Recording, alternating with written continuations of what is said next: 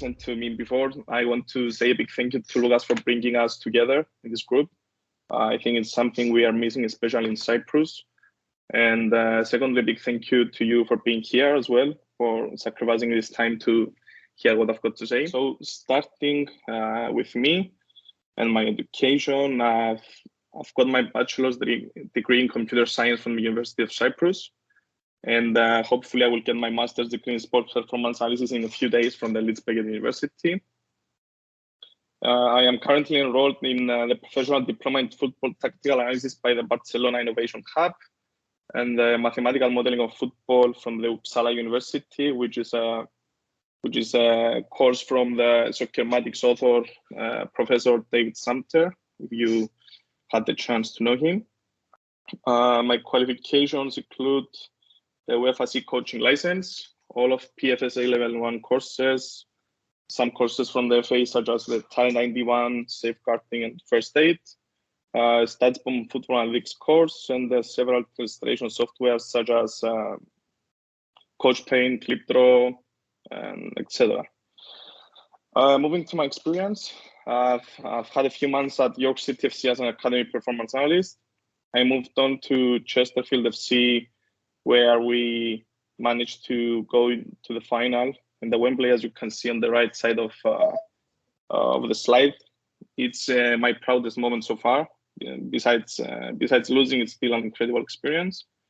I was working with Paphos FC until early August, and I had also a few months with Dynamo Tbilisi in Georgia, mainly in the recruitment department. You can find more details about me in my website. The link is below.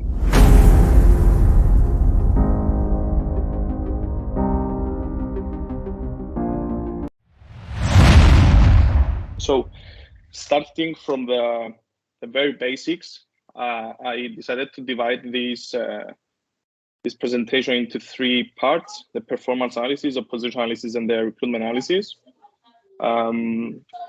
I will start with the most common data providers in the field, which is Opta, StatsBomb, and Wisecout. I think most or every team should have access to Wisecout by now.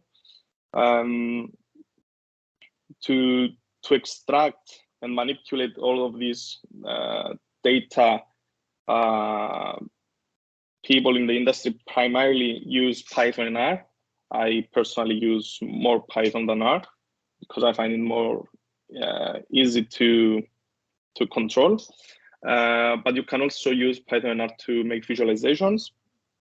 And some visualization softwares I have been using a lot. It's Tableau, Excel for more basic stuff, and Power BI is also an excellent tool similar to Tableau.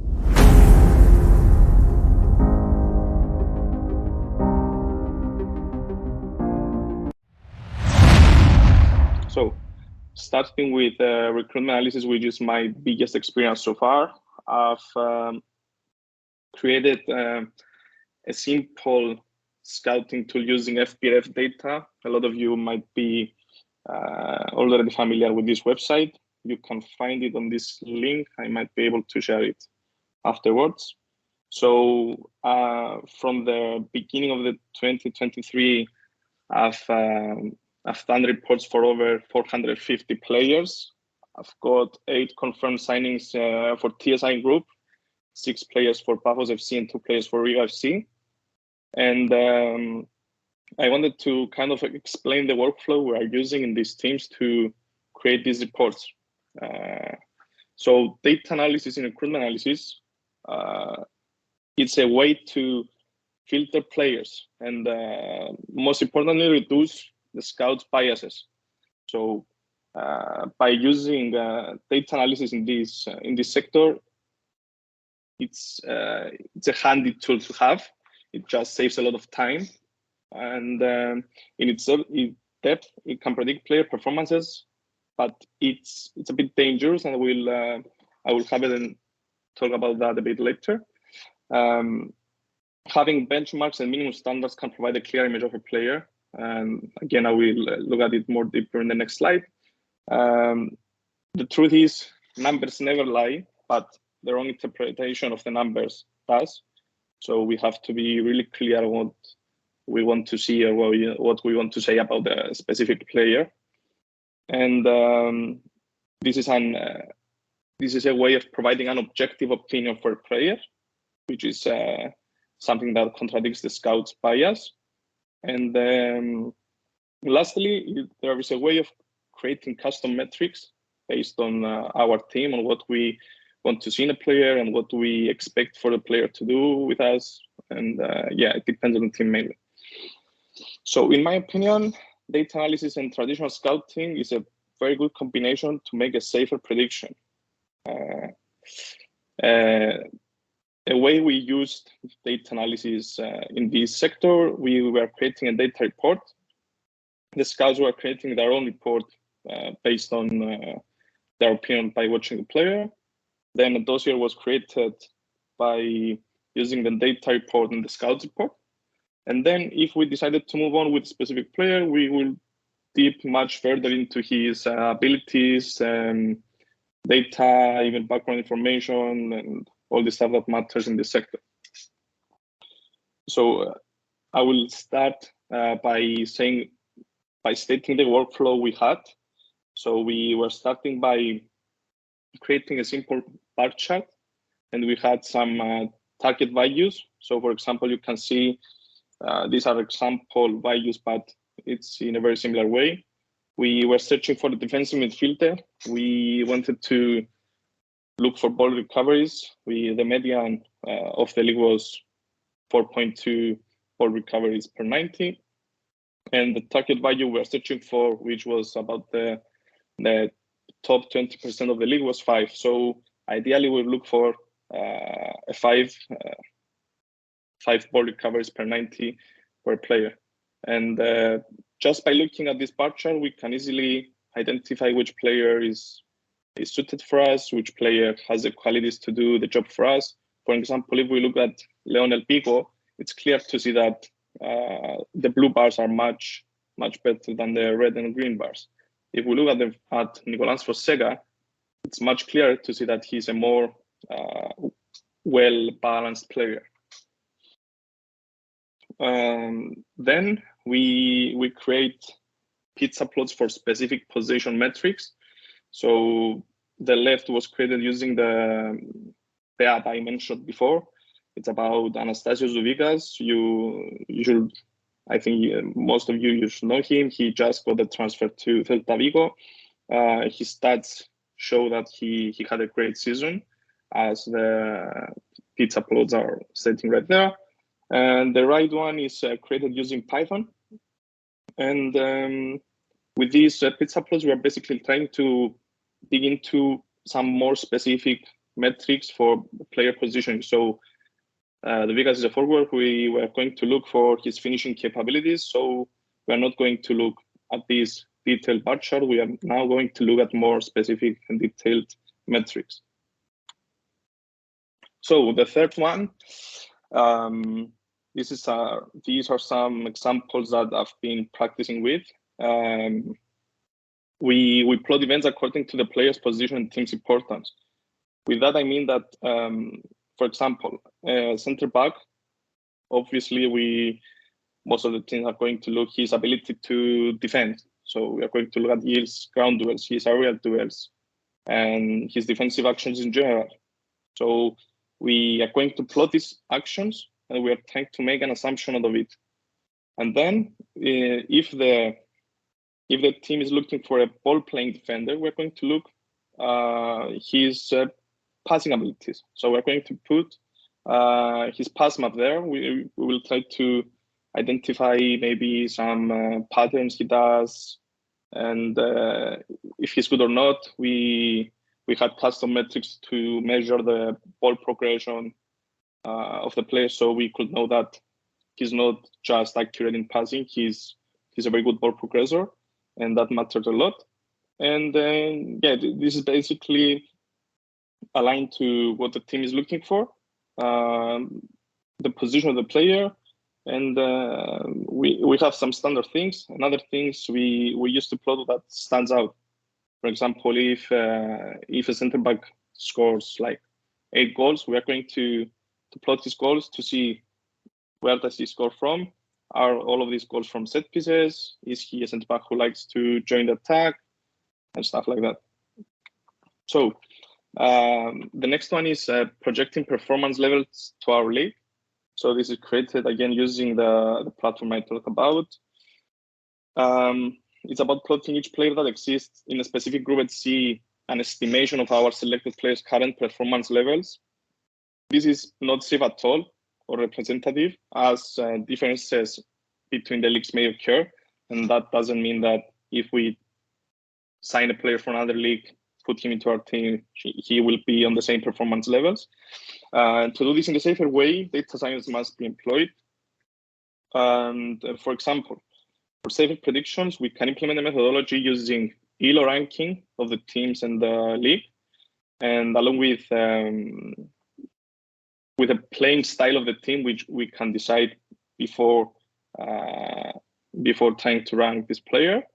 And then we will try to, based on his previous team play style and our play style, along with the ELO ranking of his league and team, we'll try to make a safer prediction based on the season we are thinking for. But again, this is dangerous. This does not mean that this is safe and we can just make assumptions. We cannot assume that the player will get into our country, will be happy, he will miss nothing from his life, and everything will be as should it be. So this is just for predictions. And the last one is physical data. The last months where I was working with Paphos, we had the chance to cooperate with Skill Corner. We had physical data for players, and we were trying to compare them with the averages of our squad. So we had benchmarks from the averages of our squad, and we were trying to find better or equal numbers according to our averages.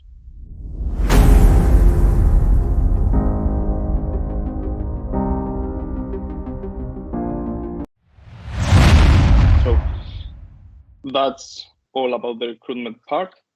So for position analysis, both video and data analysis are important. I think this is a very important state to do. It's not safe to make assumptions based only on data, and video must be employed in any time. So data analysis can reduce the waste of time. By this, I mean, if we create a data report and we know exactly where to look at, the performance analyst he's not going to watch like 3 games to identify the weaknesses of the opponent. With data, it's clear and very evident where the opponent has weaknesses and strengths. So this is very efficient. We focus on what we need to know, and it's an easy to review and recreate analysis. If we do it in the correct way, we will do this pretty fast. And of course, with data, we can catch things that the eye might not see. Ways to look at things with data: we can look directly at the team compared to the league and over time. So it's important to say that the manager does not have to care about the procedure. This is very important because not every manager cares or knows about numbers. So in my experience in Chesterfield, if I got a data report to the coach, he will just throw it into the bin straight away. No chance he will even have to look at it. So one workflow we used at Paphos was data analyst creates the data report. The data report is given to performance analyst. Then the performance analyst will create the pre-match report based on that data report. And then the pre-match report is going to be given to the assistant coach. And then the team preparation was based on that pre-match report. So this is a filtering process. And again, as I said, it's important that the manager does not have to care about the procedure. Of course, we will design this procedure along with the coach staff, but the manager especially does not have to know about this procedure. So some examples. This is from StatsBomb. it is clear to see on the left that Liverpool, for example, have greater preference in finishing chances on the left side. And on the right side, we can identify that it's difficult to get on the wide areas against Liverpool. As we can see from high passes and ground passes, there are very few passes from the wide areas in the final third. So another one is we can identify shot locations. For example, Mohamed Salah, which was a right winger, as a right forward, he cuts inside and plays himself around the penalty area where he takes most of his shots, preferably on that spot. So it's a very useful thing to know. And also we can identify where a team is more vulnerable. As we can see on the left side of Liverpool, there was a least defensive activity. So we can assume that that side is a bit more vulnerable than the right side. Another examples, we can identify the most vulnerable passes on opposition team. Maybe when the pass is going back to Adrian, maybe it's a good sign for us to press him more and seek of him for a mistake. As we can see, he has a 25% of decline and overall passing accuracy low. So it's a good player to identify to press. Another example is the Croatia passing network in World Cup, third place final. We can see the average position and passing networks of the players. It's clear to see that Gvardiol, Kovacic, Modric, and Soutalo are the players who made the most passes. As bigger the dot, bigger the number of passes, and bigger the line, more the passes. So it's clear to identify that these four players are the keys in progressing the ball for Croatia. Some other examples. For example, the Verbit's positioning against Volos. Even if I didn't see the match, I know that Verbis is a left winger, and just from this plot, I can understand that he was playing very centrally in that specific game. So it's again very straightforward. The second one shows where did Chelsea use more in opposition's half. So it's clear to see that Chelsea attacks mainly from the right side. And the third one, we can identify the best areas of the opponent by the expected threat. So in that specific one, it's clear to see that, for example, Olga Carmona from Spain, she was the most threatening player on the left side with one of the highest expected threats. And so with this particular way, we can identify the most threatening players of the position. And the last example is a tool that I've created. So it's a set piece analytics tool. So we can use this tool to inform the preparation of our set pieces. It's a very comprehensive tool, I can say, and this tool was used to write that article in Lucas' site, as he mentioned before. I'm sure that Lucas can share the link in the chat as well. So again, this is another way of using data to prepare our team against the position.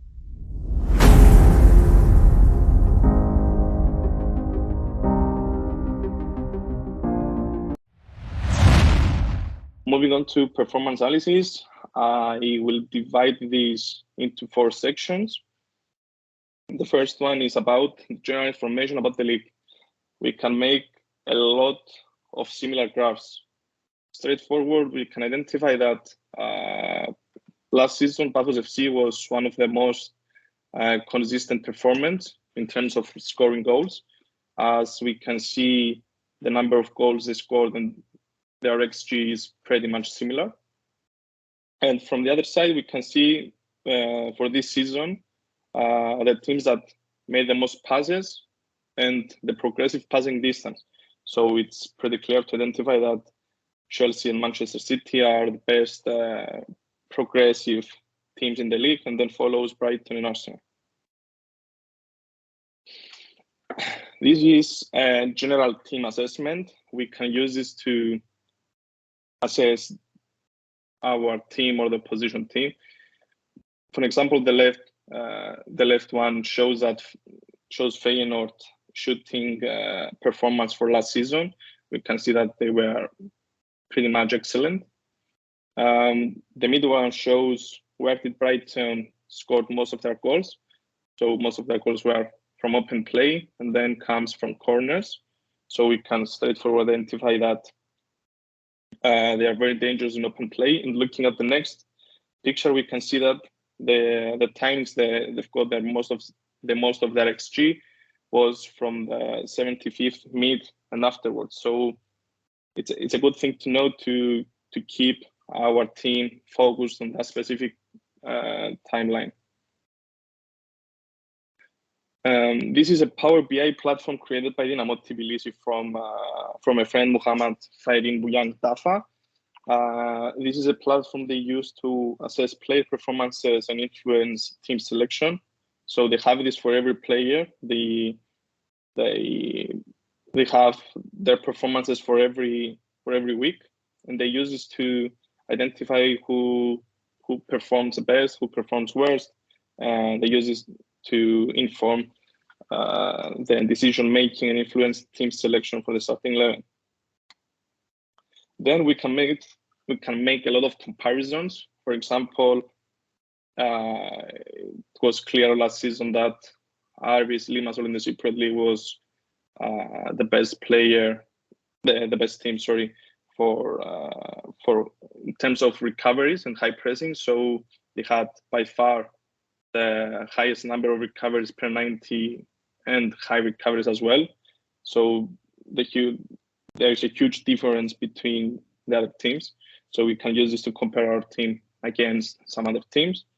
And the same things apply for players. So using these simple scatter plots, we can identify which players are performing well, which not, and maybe even to see which are the most threatening players, and basically we can see whatever we want. This is a case study.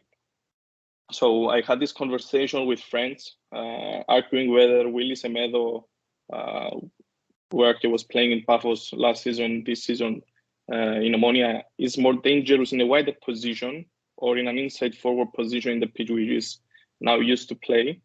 I insisted that Semedo was much more dangerous in a wider position on the pitch. So how can I prove that to my friends? But more importantly, if I was working in that team, to the coaching staff. And then I have an example from the Soccermatics. There are the expected threats of Declan Rice. So we can do the same procedure for Willy Semedo. We can easily identify if he's better on the wings or better in a more inside forward position. So moving on to other uses, there are a lot of different perspectives. The data analyst must take his own initiative to provide whatever he thinks important. So on the left side, we can see that we can see the expected threat of the Premier League teams after the World Cup, if I'm not mistaken. So was Brighton's hype based on luck? Maybe not. Based on the numbers, it was not. Brighton was one of the best teams in the Premier League after Christmas, because we can see that they created the most threat. At the same time, they allowed the lowest threat from live balls. Another interesting one was the final fixtures of the season, and this guy calculated the average positions of remaining opponents. So he identified that Wycombe had the easiest fixture left. So it's another way of using data. Some other uses as well, which again, there are a lot of different uses. These are just examples, which we can easily find on Twitter. This is an automated report created by this guy, Eredivisie Plots, which just basically plots after the game some basic information about the game. So anyone with an understanding of this can just take a look and understand what's going on in that game. Same one again, same one on the right from Ben Griffiths. It was the Women's World Cup final. again, with a quick look, we can identify what happened in that game. And the reason I'm showing this is because this is easily, it can be constructed very easily, and it can be automated, like from each week after the end of fixtures, to be automated to have this for every game or just our games, and we can be very, very flexible with that. So the goals of this procedure for me personally is to develop self-sustaining automated dashboards and reports to minimize maintenance. And by that, by minimize maintenance, this will lead to free time, and not free time for us to drink coffee, free time for us to continue learning, researching, and further creating stuff. So this is one of my most important tips, I would say, and this is how I would look to create this stuff. And then designing processes and methodologies in collaboration with the coaching staff. This is extremely important because data analytics are nothing without the coaches' opinions and ways of thinking. We should and made things according to the game plan, the game model, and how coaching staff are just watching the game. No more than that. And we should never forget that while data offers objective insights, it's crucial to interpret and visualize them accurately to uphold their integrity. If a team has a low XG value, for example, it doesn't mean that their presence on the field is not good. It might mean that they made 5 cutbacks that no one could just touch on the ball and score a goal.